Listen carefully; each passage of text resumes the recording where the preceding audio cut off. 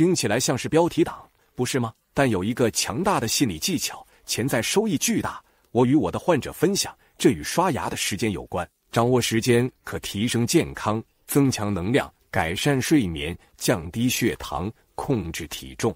为了说明这一点，我需要解释间歇性进食的争议以及我们现在纠正的错误。是的，这一切都与刷牙的时间有关。如对间歇性进食的兴奋来自对啮齿动物的研究，限制每日卡路里摄入在一个小窗口内。他们发现这种喂养策略减少了体重，改善了血糖控制，降低了胰岛素水平，甚至延长了寿命。关键点是，即使食物摄入量与对照组相匹配，这就是最后一点如此重要的原因。我们已经知道，之前的啮齿动物研究表明，限制卡路里可以延长啮齿动物的寿命。我们可能会预期吃饭时间更短会导致摄入更少的卡路里。如果是真的，那就可以解释所看到的好处。在时间限制的喂养研究中，两组啮齿动物的食物摄入量相同，所以推动所见好处的不是食物的数量，而是啮齿动物在一天中吃饭的时间更短。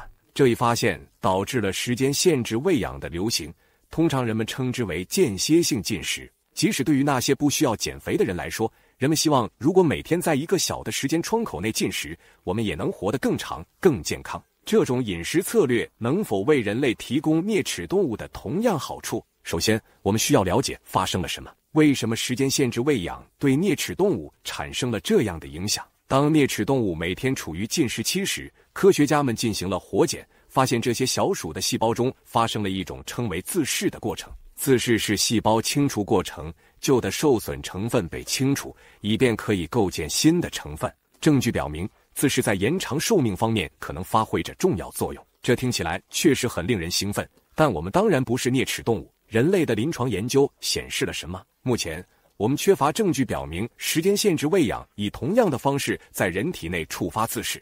这可能是因为啮齿动物的代谢综合症与我们有很大不同。你可能听说过狗年，狗每过1年就相当于人类7年，啮齿动物也有类似的情况。一只老鼠的一天大约相当于27个人类的日子，这意味着我们可能需要进食几天才能看到老鼠进食几个小时所经历的相同效果。尤其是考虑到我们的肝脏以糖原的形式储存能量，而在自噬能够有效激活之前，消耗完糖原储备可能需要长达48小时。那么时间限制饮食对体重和血糖水平的影响如何呢？一开始研究看起来很有前景。2020年的一项人类研究的荟萃分析表明，时间限制饮食比人们随意进食的饮食提供了更大的减重和血糖水平降低。总结，尽管与啮齿动物的研究结果相符，但深入探讨后会发现重大问题。大多数研究时间限制饮食的研究存在致命缺陷。时间限制饮食组的卡路里摄入量低于对照组，因此要知道时间限制饮食是否真正有帮助，我们需要比较摄入相同卡路里的组别。这正是 Cochrane 组织在2021年通过仔细的荟萃分析所做的。他们发现，在卡路里摄入量匹配的试验中，2个组别在减重或血糖水平上没有差异。所以这里的主要信息是，时间限制饮食所看到的任何好处都是因为我们摄入的卡路里更少，并没有额外的魔力。但餐饮时间确实非常重要。证据表明，我们大多数人对此理解错误，这与我们刷牙的时间有很大关系。我们的身体有一个自然节律，称为昼夜节律。我们在24小时内经历一个睡眠觉醒周期，这不仅仅是关于我们是否清醒，许多其他身体功能也遵循这个日常周期，包括消化。所以我们进食的时间会影响身体对食物的处理。对于我们许多西方人来说，我们的饮食遵循这种模式。我们吃清早餐，中等午餐和丰盛晚餐，晚餐通常吃得比较晚。即使是那些采用限时进食策略的人，也常常这样做。他们会跳过早餐，把大部分热量摄入安排在一天的后半段，但这并不是最佳方法。部分原因与体重有关。维持健康的身体质量指数是整体健康的关键因素。一项对超过50万成年人的分析，跟踪了20年，发现了显著的关联。体重指数达到30级以上的人，所有原因导致的死亡风险高出21%到108%。这是因为，我相信你也知道，超重与许多其他重要因素相关，从胆固醇水平到血压再到炎症。而在肥胖流行的情况下，这是我们必须正确处理的领域。那么，进餐时间与体重有什么关系呢？首先，直接研究这个问题的研究之一涉及小鼠。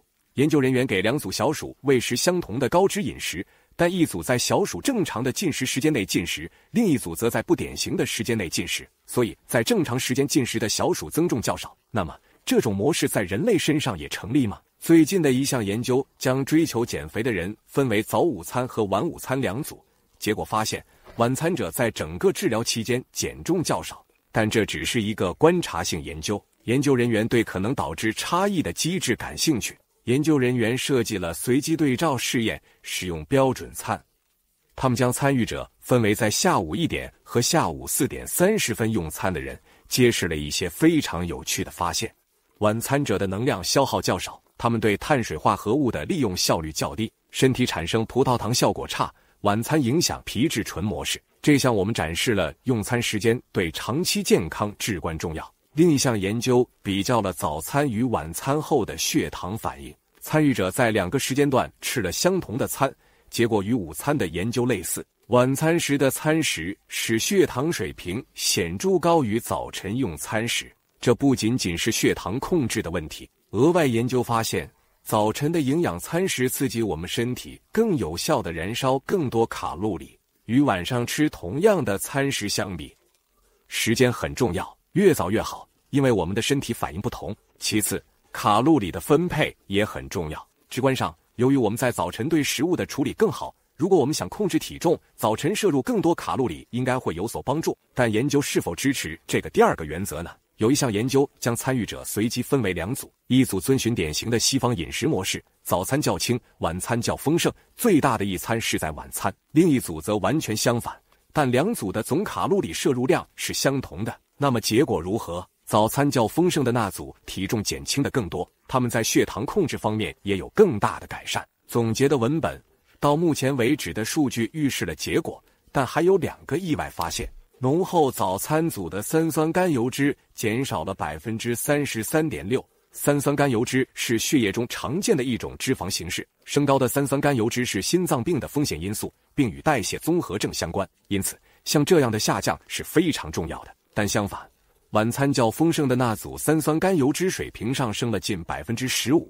另一个惊喜是，大早餐组在一天中感到的饥饿感较少。不过这只是一个小型研究，我们需要谨慎，不要过度解读。我们需要查看一项荟萃分析。幸运的是，我们有研究发现，早些时候摄入更多热量有助于减肥。不过，作者警告说，研究质量存在一些问题，这是一个需要持续研究的领域。但根据我们目前所掌握的所有证据，包括晚餐时间与较高体重指数之间的显著强关联。看起来，我们最好的策略是逆转正常的西方饮食模式。那么，晚餐的早是指什么呢？专家通常建议在睡前至少3小时吃完最后一餐，但时间越长越好，这时我们有时间消化食物，帮助身体进入夜间模式。如果我们吃一顿早的清淡晚餐并停止进食，身体会专注于修复而不是消化，这有助于改善睡眠质量。我们可能都经历过这种情况。如果我们吃了一顿晚的丰盛晚餐，可能会有睡眠困难，即使我们能入睡，睡眠质量也不会好得多。一项基于人群的观察性研究显示，这个问题很普遍。研究了人们在睡前不到1个小时吃东西时的睡眠质量，女性的清醒几率是男性的2倍，男性则是2倍半，晚上醒来超过30分钟的可能性更高。一项临床研究也得出了类似的结果，发现临睡前进食对多个睡眠质量参数有负面影响。因此，早些吃饭意味着我们能睡得更好，而睡眠是我们身体修复和恢复的关键时刻。睡得更好意味着第2天有更多的精力，无论是身体上还是心理上。现在是时候解释这个小窍门了。我们看到，最佳策略是将卡路里集中在一天的早些时候，然后在睡前很久吃最后一餐，但这很难做到。我们许多人习惯在临睡前吃零食，解决方案是开始一个新习惯。所以，在我吃完晚餐半小时后，我会刷牙，这给我的大脑一个明确的界限，表明我的牙齿已经干净，我今天的饮食结束了。这非常简单，但有效。几周后，这就会成为一个不需要思考的习惯，我们会自然而然地形成对长期健康更有利的饮食模式。当然，餐饮时间并不是唯一重要的因素。当我们吃早晚餐时，需注意餐点的内容。所以，请务必查看下一个视频，了解我们应该优先选择哪些食物。